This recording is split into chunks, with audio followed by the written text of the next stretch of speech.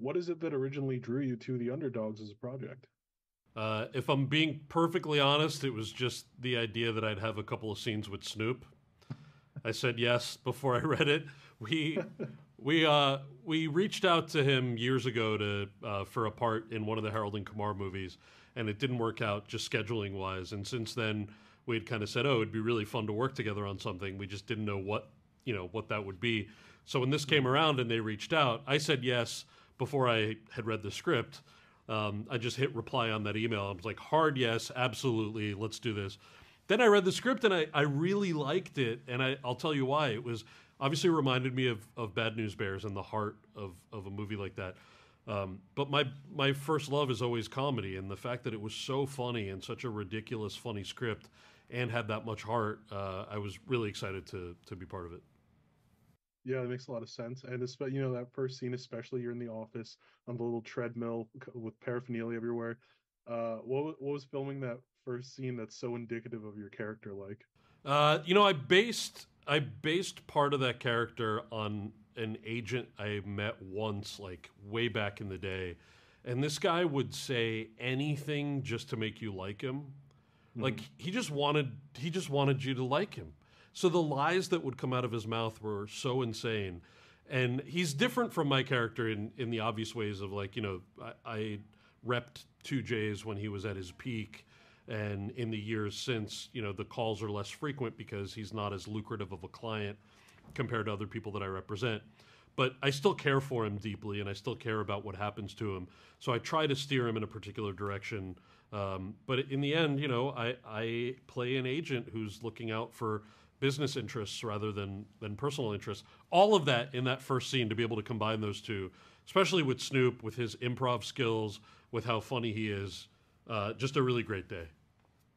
100%. And Snoop even references Harold and Kumar. Was that an improv or was that in the script? Total improv on his part. He didn't tell me he was going to do it. And you're the new guy on a movie. Like this is his movie, right? With him and the kids, and uh, had to fight the urge to break character. But no, that was all him. That's awesome. And there's a kind of famous clip online of you singing "Gin and Juice." So Oh you yeah. mentioned earlier how fun it was to work with him. What was the experience like finally getting to work with Snoop Dogg after all that time? It was great. I mean, look, I had a blast with the scenes that we had, and he's such a great guy and a very funny. So we'd love to do, or at least would love to do something again with him. If we get a fourth Harold and Kumar, we need to find a place for him. Absolutely.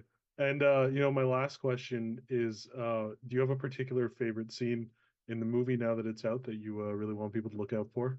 In this movie, Yeah. I mean, I'm obviously biased because I'm in it.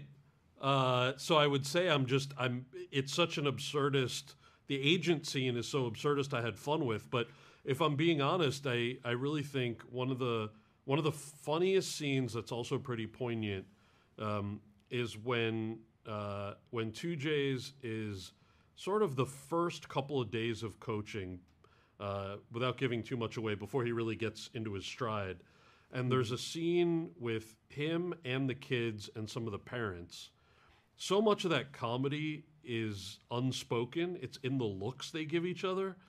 And Charles is so good at capturing the looks. One of the things that tends to disappear in comedy a lot through the editing process is silence. And I think it's such a shame because a lot of times you lose comedic beats.